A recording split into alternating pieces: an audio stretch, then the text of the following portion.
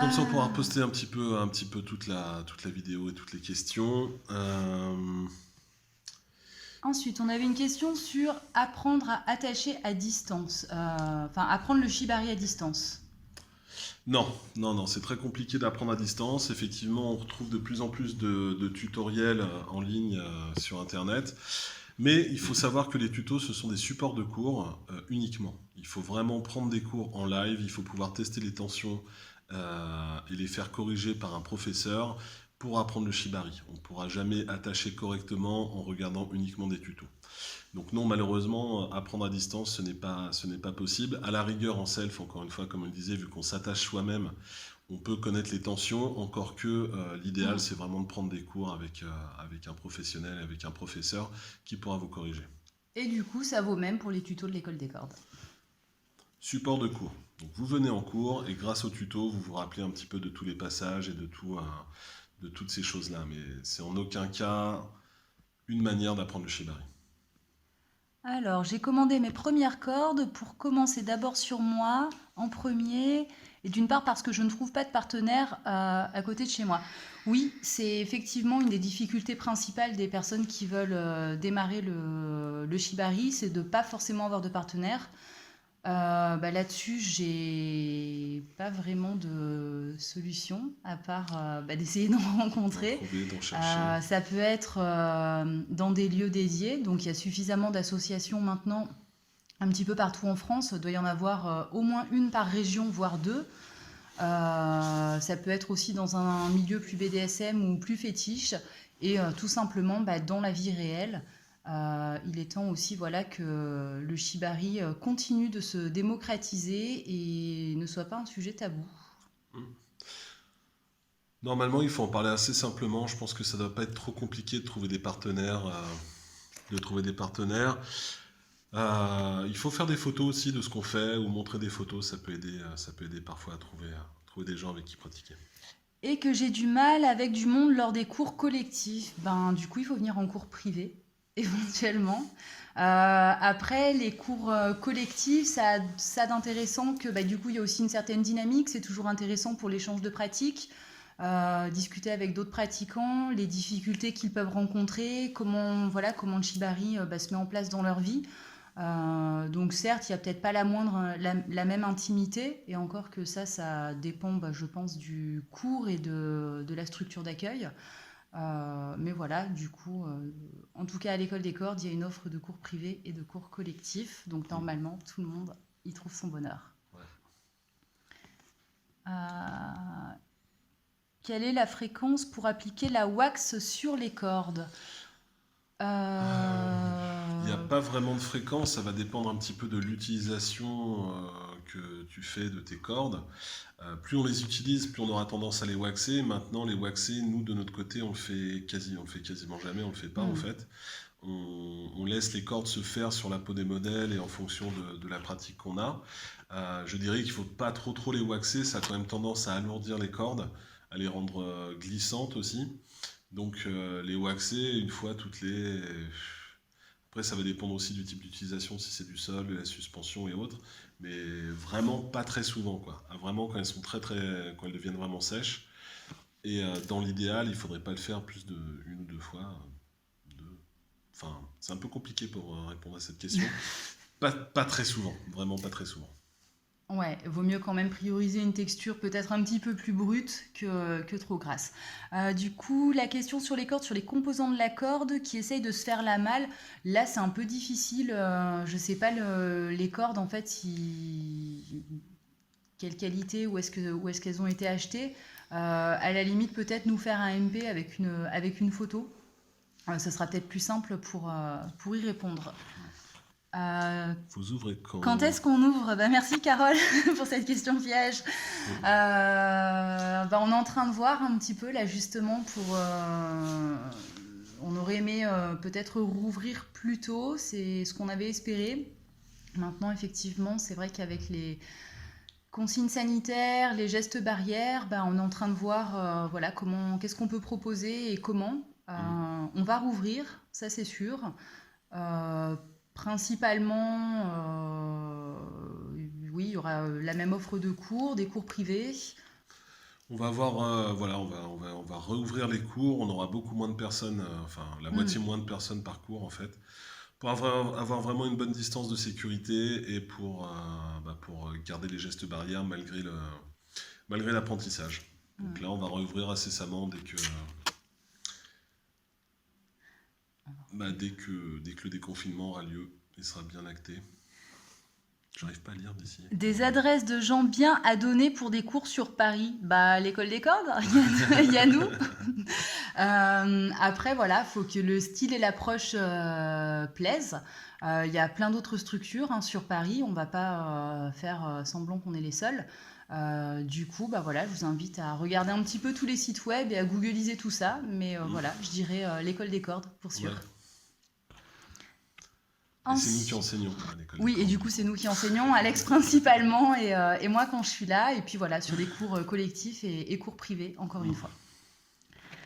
Bonjour, est-ce que vous Bienvenue en connaissez un Belgique. lieu en Belgique pour apprendre le shibari? Il y a Yoroy, Ouais. il faudrait Ouais. regarder, ouais, Nicolas Yoroy À Bruxelles. à Bruxelles, et je crois que c'est quoi? Il y en a un autre Il y aussi. en a un autre à Anvers, Antwerpen, Euh, mais je ne saurais plus le nom. Mettez-moi un MP et je prendrai le temps de regarder. Là, comme ça, je dirais que Yoroy, mais je sais qu'il y a une autre structure. Après, je crois qu'il n'y a pas grand-chose quand même d'une manière générale en Belgique. Mais il y en a au moins deux. Il y en a une autre à Anvers, ça c'est sûr. De rien, Jacques. J'ai beaucoup de peine à mémoriser une technique pendant un cours, regarder et reproduire. Je n'arrive pas, j'imagine, je suis débutante. C'est normal, ça fait beaucoup d'informations à apprendre. C'est un peu comme quand on conduit, en fait. Au début, il y a beaucoup de choses auxquelles porter Ouais. son attention. Sur lesquelles, pardon. Ça va être la répétition et refaire. Du coup, c'est normal une première fois de voir quelque chose en cours qu'on n'arrivera pas à refaire immédiatement. D'où l'importance des tutos qui permettent de se rappeler, en tous les cas, de revoir les passages. Mais il ne faut pas s'inquiéter, le shibari, c'est vraiment une histoire de répétition et de pratique régulière. Alors, je suis à Toulouse. Si vous avez une bonne adresse d'assaut ou de cours, je suis preneuse. À Toulouse, je crois qu'il y avait Shibari Project ou Ouais. Le Cube. Il me semble que c'est la même chose. De mémoire, il y avait Pacha qui gérait ça. Ouais. J'ai pas forcément plus d'informations. Pareil, en m'envoyant un MP, je dois pouvoir retrouver. Il y a peut-être éveil des inconsciences. Alors, je sais pas s'ils sont à Toulouse même ou un peu plus dans les terres, mais en tout cas, c'est dans la région. De quoi? Des chocolatines? C'est ça? Avez-vous des suggestions d'apprentissage sur YouTube? Car il y a beaucoup, mais apprendre les bons nœuds. Pourquoi YouTube? Sur YouTube, ouais, c'est compliqué. Hein. Il y a à boire et à manger sur YouTube et on n'est vraiment pas des spécialistes des tutos qui circulent sur YouTube. Les seuls tutos sur lesquels on est sûr de notre coup, ce sont les nôtres, donc les tutos sur l'école des cordes. On a toute une chaîne du tuto, nous les avons fait, donc on est sûr de notre coup. Donc plutôt ces tutos-là. Sur YouTube, il y a maintenant la chaîne YouTube de l'école des cordes aussi. On va pas proposer des tutos, mais on va proposer des vidéos instructives. Des bonnes petites vidéos. Donc l'école des cordes toujours. C'est triste que ça bug. Oui, c'est triste. Bah ouais, c'est moche, mais... Sur Toulouse, tu dois avoir plus d'opportunités que chez moi à Annecy. Oui, il n'y a pas grand-chose à Annecy, mais j'ai pas mal d'élèves dans le 74 ou en Suisse qui viennent me voir dans le sud de la France. Et potentiellement, j'avais cherché à organiser un workshop parce que moi, j'ai un lieu au Grand Bornand, donc pas loin d'Annecy. Donc, mettez-vous d'accord, les gars, entre vous, et c'est tout à fait possible d'organiser quelque chose à la montagne. Coucou Aurélie. Coucou Abigail. Alors, ah oui, c'est en français. Hop, Charlie, Belgique, Paris, Toulouse. Qu'est-ce qu'on a d'autre? Il existe un excellent ouvrage et pas qu'avec des nœuds. J'espère qu'on parle du nôtre. Charlie chérie, bonjour. Pour un premier cours, faut-il avoir ses cordes ou est-ce qu'on peut en prêter? Oui, on prête des cordes. Que ce soit les cours école des cordes à Paris ou dans le sud, on en prête. Évidemment, c'est mieux d'acquérir votre propre jeu, mais en tout cas, pour le cours d'initiation, on en prête. Et vous pouvez, voilà. en acheter sur place le moment venu. Éveil, c'est à Bordeaux, et Massan dit, ouais, c'est vrai, mais Ah, merci Massan, ouais. Oui, exact. Stella Spey à Toulouse, voilà, Oui. qui a repris, comment ça s'appelle, l'association ASCA. Ouais. Merci Massan. Voilà, donc les personnes de Toulouse, envoyez-moi un message et je vous redonnerai les coordonnées exactes ici ou sur Facebook. Moi qui Massan suis, merci, hein. C'est bien. Alors, dois-je envoyer un MP ou un mail sur Paris ou sur Aix? Ça dépend. Ça dépend pourquoi, en fait. Ça dépend si tu es plus du côté de Paris ou du côté de Aix. Et si tu préfères les grosses barbes ou, ou pas, en fait. C'est bien poussé. Hein. Voilà. Qu'est-ce qu'il y a d'autre? J'espère que vous allez bien. Hâte de revenir vous voir. Mais quand tu veux, ma belle. Alors, je vous laisse gérer ça. Oh, c'était dans l'autre sens. Hop. On essaie de le lire en même temps. Hein. Désolée, ouais, c'est pas très pratique. On a encore plein d'autres questions en stock, mais... Un cours à Genève. Alors, qui est-ce qu'il y a Non. Il y a Ronski qui donnait des cours, mais je ne sais plus si c'est très régulier ou pas. Donc, Michael Ronski en Suisse, mais un peu, je ne saurais pas dire s'il est encore actif ou pas. Après, si la question s'adressait à nous, encore une fois, le 74, c'est pas trop loin, c'est faisable. Donc, let's do it. Des structures vers La Rochelle. Non, je crois pas. Non, à part l'Edo. L'Edo à Nantes. Qui est beaucoup plus, qui est à Nantes. Et sinon, ça va être Toulouse ou Bordeaux, effectivement. Vous avez commencé quand et comment le shibari tous les deux? Oula, long story.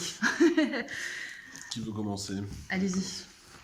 Moi, ça fait 6 ans maintenant que j'ai commencé. Comment j'ai commencé?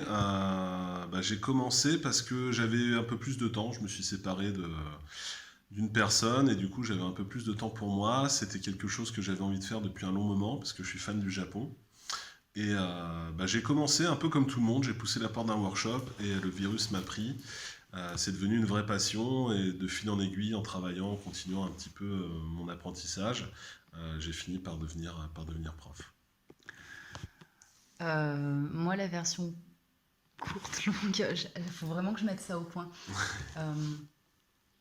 Je sais pas. Oui, j'ai commencé parce que j'aimais tout ce qui avait trait à la bonne mode, donc les modifications corporelles, et c'est comme ça que j'ai découvert le shibari. J'ai mis plusieurs années à me lancer parce qu'effectivement, à l'époque, dans les années 2000, il n'y avait pas trop d'offres et c'était assez hétéronormé. Et puis, il a fallu que j'attende, 2015 en fait, pour pouvoir réenvisager l'idée et le bon partenaire pour m'y mettre. Et j'ai pris quelques cours, j'ai rencontré Alex, et puis après, je me suis mise à attacher, et voilà. Je crois que c'était très court. C'est pas mal. Alors, par rapport à Genève, je disais que ça pouvait s'organiser et qu'il fallait nous contacter, et sinon qu'il fallait voir avec Michael Ronski s'il était encore actif. Que ressent une personne quand elle se fait attacher et quel est le but de la pratique en elle-même?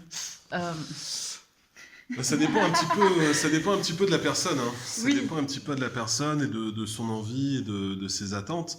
Mais d'une manière générale, on peut dire que lorsque l'on attache correctement et que le mood est là et que le feeling est là, c'est un gros shoot d'endorphine. Du coup, c'est vraiment le côté bien-être, lâcher prise. C'est censé être excitant quand même à la base. Du coup, même si c'est contraignant, c'est pas censé être douloureux. Et du coup, ça doit être une contrainte qui doit être pas nécessairement agréable, mais en tout cas qui ne doit pas prendre un pas désagréable sur le plaisir que la personne peut ressentir.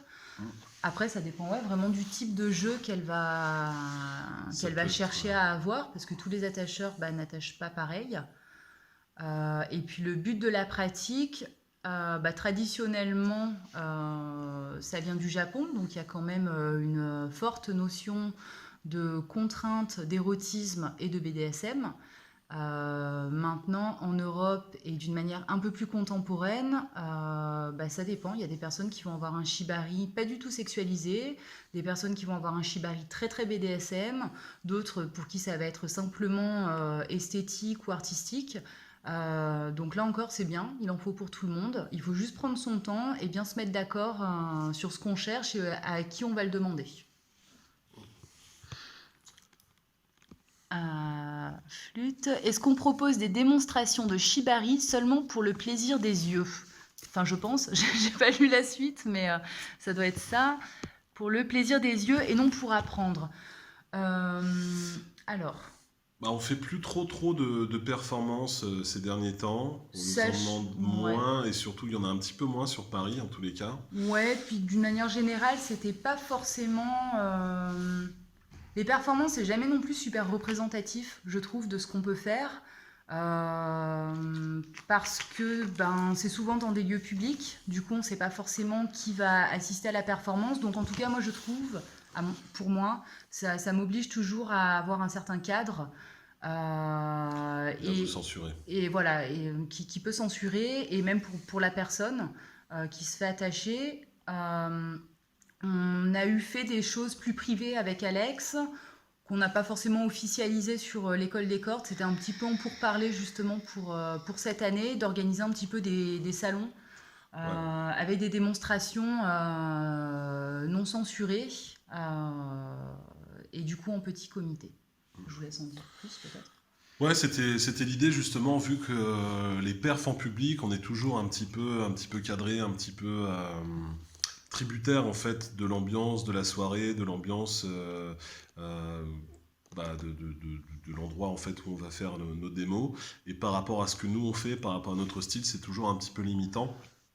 Et du coup, c'est pour ça qu'on a arrêté un peu de faire des performances parce qu'on était limité dans nos pratiques et dans nos jeux et surtout par rapport à ce qu'aimaient faire aussi nos partenaires.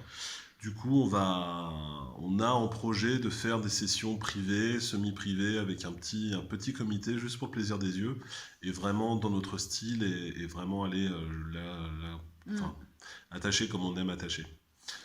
Du coup, c'est à voir sûrement à la rentrée. Si on a le droit de recevoir du public en Ouais. petit comité. Coucou Euclide. Est-ce qu'il n'y a pas une école en Alsace? Non, il n'y a pas d'école. Si, il y a Fein. Alors voilà, il y a Fein Ikusu. Pareil, je pourrais redonner les coordonnées en privé. Nous, de temps en temps, on vient donner des workshops à Mulhouse. Alors quand je dis de temps en temps, c'est 2 fois dans l'année. Mais bon, c'est déjà ça. Mais je crois que la scène BDSM et Shibari commence à bien s'activer en Alsace. Et c'est plutôt cool. Ok. Oui, si, Nevrosex, vous m'envoyez un mail ou un MP et puis je vous donnerai les indications. Coucou Chloé. Hey Chloé. Coucou. Merci Eva. Oui, c'était un beau lâcher-prise. Quand est-ce qu'on reprend les cours en Île-de-France? Alors, on a déjà répondu, le planning est en cours, la newsletter devrait arriver d'ici la semaine prochaine. Si on vient en couple en cours collectif, est-ce qu'on doit définir les rôles attacheurs-attachés ou l'apprentissage est fait de telle sorte, j'imagine, que les rôles soient réversibles? Pas tant que ça. Enfin, pour l'initiation, on a décidé de permettre aux personnes de switcher, de changer les rôles, que ce soit réversible. C'est vrai que passé l'initiation, on demande quand même à ce que chacun garde le rôle qui s'est assigné, à savoir soit attacher, soit se faire attacher.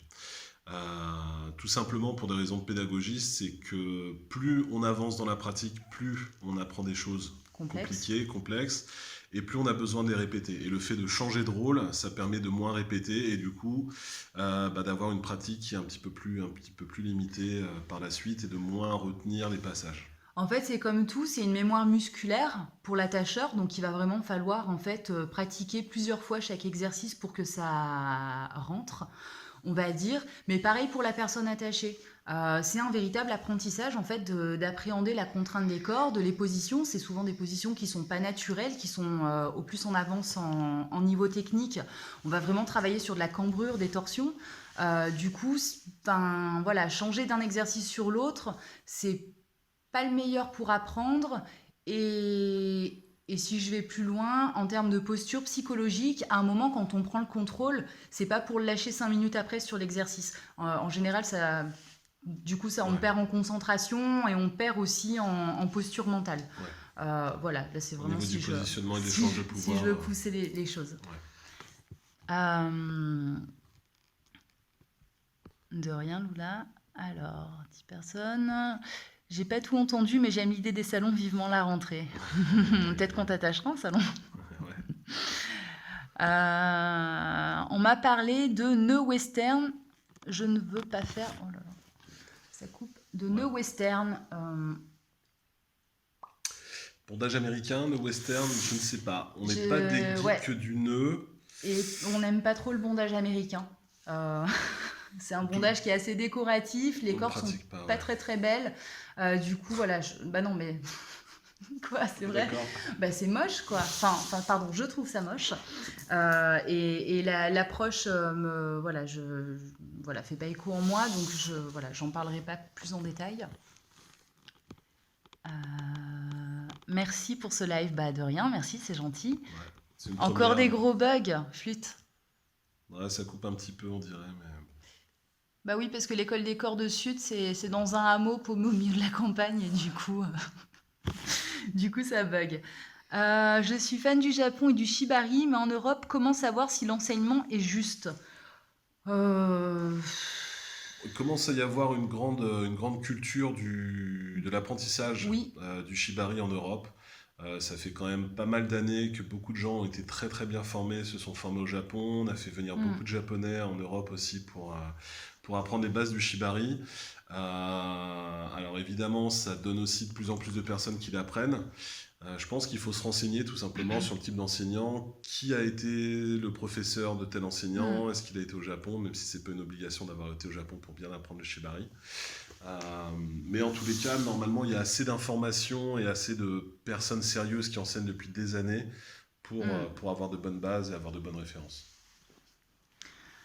Je vous ai découvert dans la vidéo de Queen Camille il n'y a pas longtemps et depuis je n'ai qu'une envie, c'est essayer. J'étais subjuguée et intriguée par cette pratique. Eh bien, welcome mademoiselle Anaïs. Il suffit d'envoyer un message à Alex ou à moi, selon qui tu préfères. Ça me rassure, je souhaite apprendre à faire du shibari japonais. Donc effectivement, oui, là il va falloir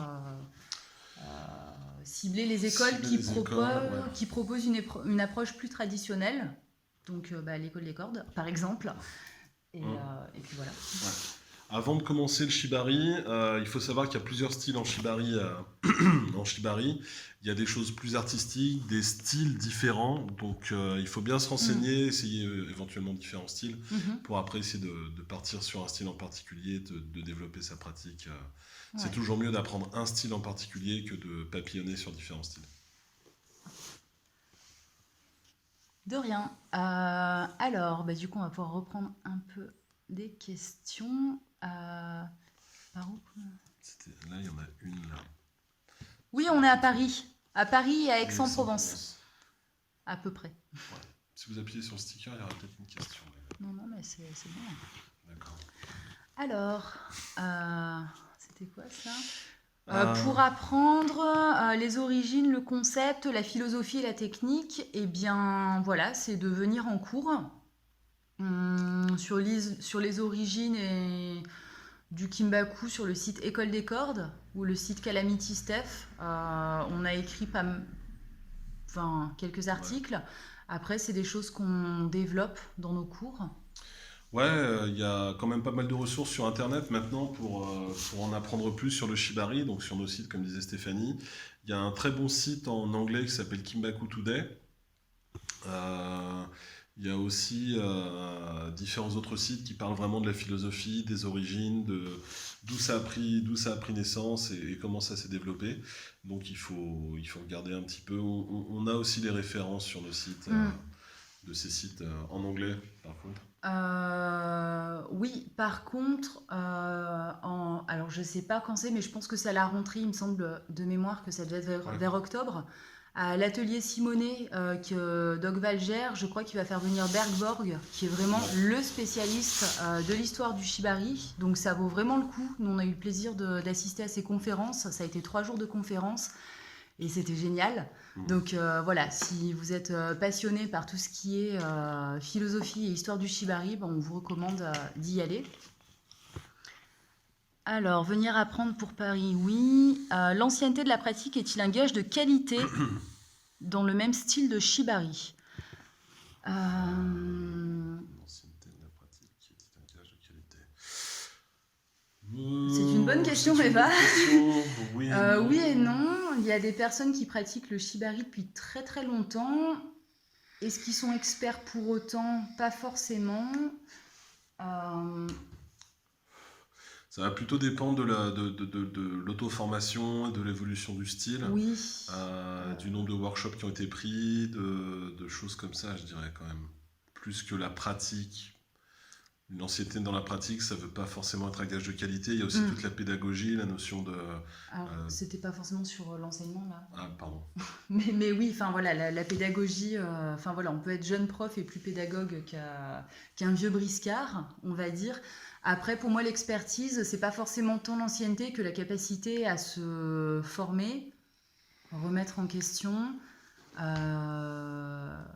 Ouais, à s'auto-former, à continuer sa formation au fil des ans. Ouais, et faire évoluer en fait ses Sa connaissances et sa pratique, ouais. Salut à tous les deux, j'espère que le confinement vous aura pas trop pesé. Est-ce que vous avez des nouvelles du 2e tome de notre guide d'apprentissage?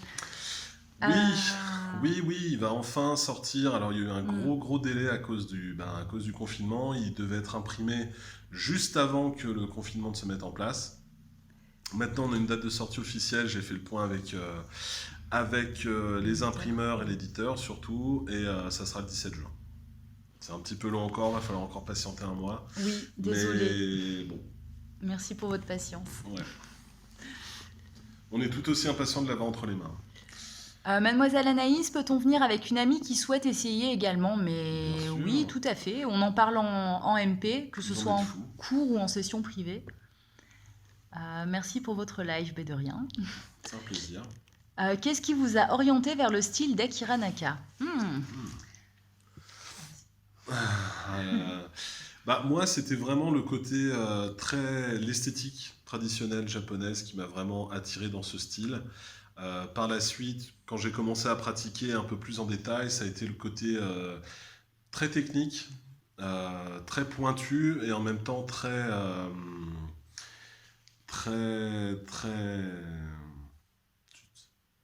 peu de cordes.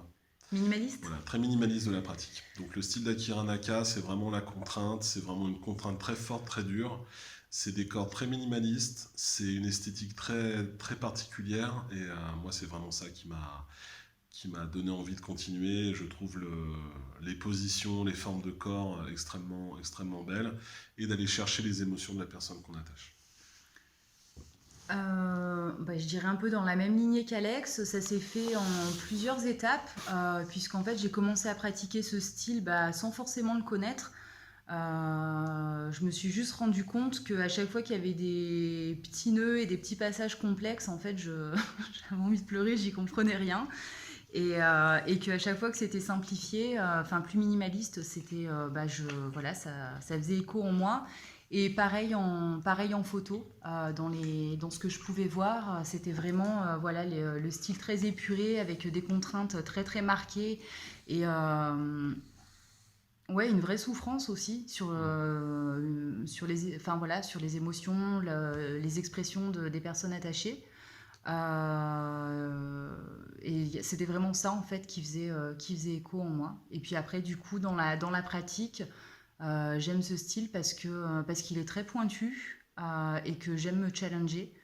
Je prends vraiment du plaisir à travailler mon excellence, et du coup il y a beaucoup à faire avec le style d'Akira Naka. Moi j'en suis qu'au tout début, ça fait que 3 ans, presque 4 que j'attache, donc c'est tout petit, donc il me reste encore beaucoup de choses à faire, et c'est assez excitant en fait. L'attente éveille le désir. Oui, quand est-ce qu'on shoot? Dès qu'on peut. Qui attachait Alex? Comment ça?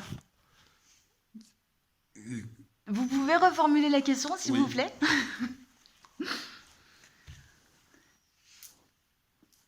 attache Alex? Qui attache Alex ou qui attachait Alex?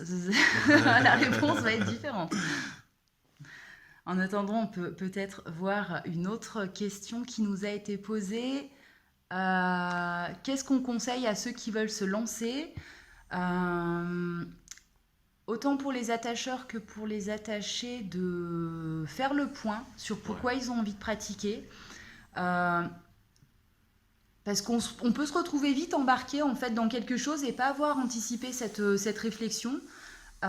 Du coup, c'est bien de savoir que voilà, il y a différentes manières d'attacher et de se faire attacher, que des fois ça match et des fois pas du tout, et que ça va vraiment jouer pour choisir en fait auprès de qui on va aller prendre des cours. Ouais, on va aller prendre des cours auprès de qui on va se faire attacher. Il faut savoir pourquoi on veut attacher, pourquoi on veut se faire attacher. Ça va être assez important pour définir la suite de sa pratique en fait.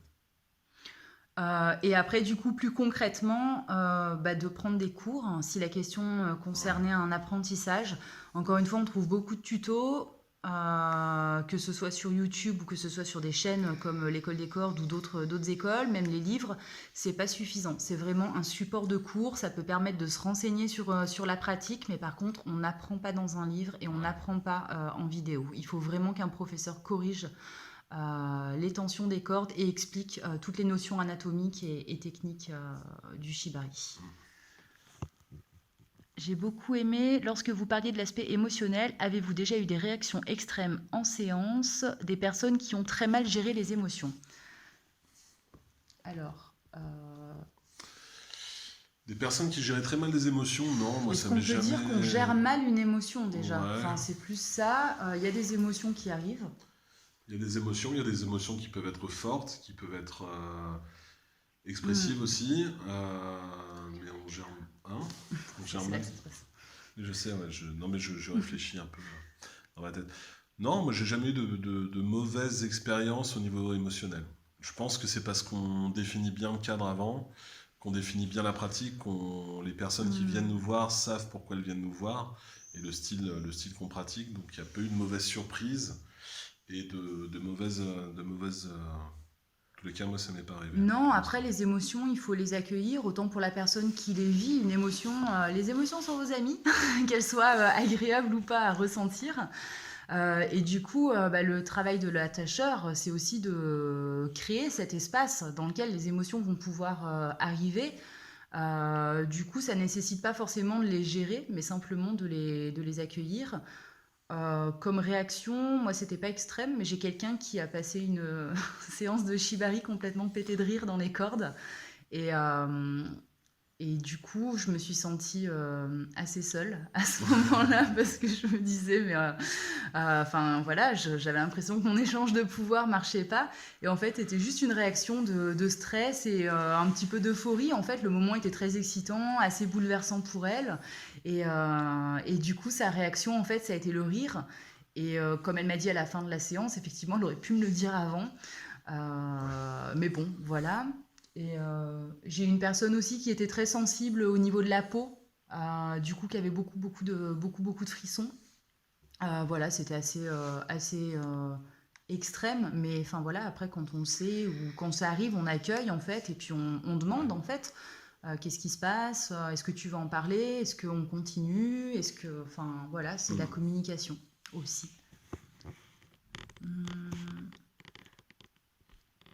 Pour vous, le SM dans une séance de shibari fait-il ressortir plus les émotions de l'attaché? Ça dépend Ça ce que la personne vient chercher.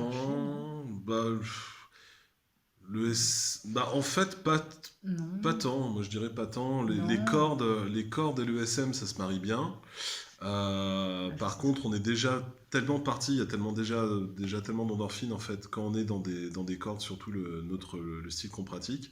C'est déjà tellement contraignant que la personne est déjà en train d'être en subspace, que rajouter de l'impact ou autre, ça va être intéressant, mais ça va pas forcément chercher des émotions en plus. Je pense que les cordes se suffisent à elles-mêmes à ce niveau-là, surtout quand on mixe les deux. Après, moi dans ma pratique de dominatrice, du coup j'attache beaucoup d'hommes. Et en fait, même si au départ, la demande avouée va être peut-être du SM, finalement, ce qui les bouleverse le plus et qui fait sortir le plus d'émotions, ça va être plus le côté doux, en fait, et prise en charge, et qui va favoriser un espace d'abandon de soi et d'expression. Et au final, l'émotion va être peut-être plus forte que la sensation SM de prendre un choc. Le côté soutenant, en fait, de l'attacheur qui prend en charge, je crois que c'est plus ça en fait qui va bouleverser la personne. En tout cas, moi, c'est ce que j'ai pu ressentir quand j'attache des hommes. C'est pas une généralité, mais c'est souvent le cas. Est-ce que selon vous, il y a une mauvaise raison de commencer le shibari? Oui. Oui. Pensez que c'est un piège à filles. Pensez qu'on va serrer un maximum de nanas en attachant. Ouais. Ça, c'est pas une bonne raison de commencer le shibari. Penser qu'on va avoir quelqu'un à disposition à qui on peut faire ce qu'on veut. Alors là, du coup, j'étends ça au shibari et BDSM. Hein, non, les personnes attachées ou qui offrent leur soumission ne sont pas des réceptacles aux volontés de l'attacheur ou du dominateur. Bien au contraire. Au contraire, c'est des sessions qui sont pour elles. C'est pour elles qu'on les attache et pour elles qu'on les domine. Et du coup, il faut pas croire que parce qu'on attache ou parce qu'on fait du shibari, c'est open bar et on fait tout ce qu'on veut. C'est très cadré, très codifié, il faut que ce le soit. C'est important d'avoir le consentement et de négocier un cadre avant chaque pratique. Du coup, penser que c'est open bar, non, c'est vraiment pas une bonne raison pour commencer le shibari. Après, d'autres mauvaises raisons de commencer le shibari, c'est penser qu'on va être bon et qu'on va exceller tout de suite. C'est une pratique, moi je dirais presque qu'elle est psychocorporelle, qui demande vraiment de s'investir, de s'impliquer, de comprendre ce qui se passe. Du coup, si c'est juste pour faire le cake sur Instagram, en fait, ça marche pas trop, ou en soirée. Ça peut être très dangereux aussi. Les personnes en mal d'ego, d'une manière générale, voilà. Enfin voilà, faire attention à tout ça. Après, on pourrait en trouver beaucoup. on pourrait en trouver beaucoup, mais ça fait déjà des bonnes raisons de ne pas commencer le shibari. Voilà. Si c'est pour venir guérir une blessure narcissique ou d'image de soi, voilà, ça peut être complémentaire à un travail sur soi, mais ça ne remplacera pas. Non. Est-ce que vous pouvez être déçu d'attacher quelqu'un? Alors, déçu, je dirais pas déçu, que le feeling passe pas ou pas super bien, plus. Mais déçu, non, d'une manière générale, on n'est jamais déçu d'attacher une personne. On a quand même discuté, on a pris le temps de discuter avec elle en amont, on a pris le temps de se connaître, de parler un petit peu d'envie, de désir. Et que le feeling passe pas ou passe pas à ce moment-là, lors de la session, ça peut arriver. C'est rare, mais ça peut arriver. Maintenant, qu'on soit déçu d'attacher quelqu'un, ça serait se faire un peu violence à soi-même. Et je pense pas que ce soit le but quand on attache quelqu'un, qu'on se lance dans une session. Oui, surtout que nous maintenant, on n'attache plus n'importe qui. Enfin, on traîne jamais en jam avec Alex. Du coup, il n'y a pas aussi ce côté d'attacher, même en soirée ou n'importe qui. Donc, les personnes qui nous contactent, en général, ont vu notre travail, aiment ce qu'on fait, ont envie de nous découvrir. Et nous, du coup, on sait qu'elles sont intéressées et on va vraiment prendre le temps de discuter et de s'assurer qu'on a des choses à se dire dans les corps de l'une et l'autre. Donc non, effectivement, après voilà, ça peut être le feeling en session, mais ça c'est autre chose. Est-ce qu'on a déjà fait des voyages sur la terre natale du shibari, des pèlerinages? Eh ben non, moi toujours pas. Après 6 ans de pratique, j'ai jamais été au Japon. Moi j'y suis allée une fois en 2017 pour tourner en plus le reportage de Planète Kimbaku. Ça a été un projet assez fou, décidé au dernier moment parce que le producteur m'a contacté au mois de décembre et au mois de février-mars on était partis. Donc j'ai embarqué avec une équipe pour tourner ce reportage.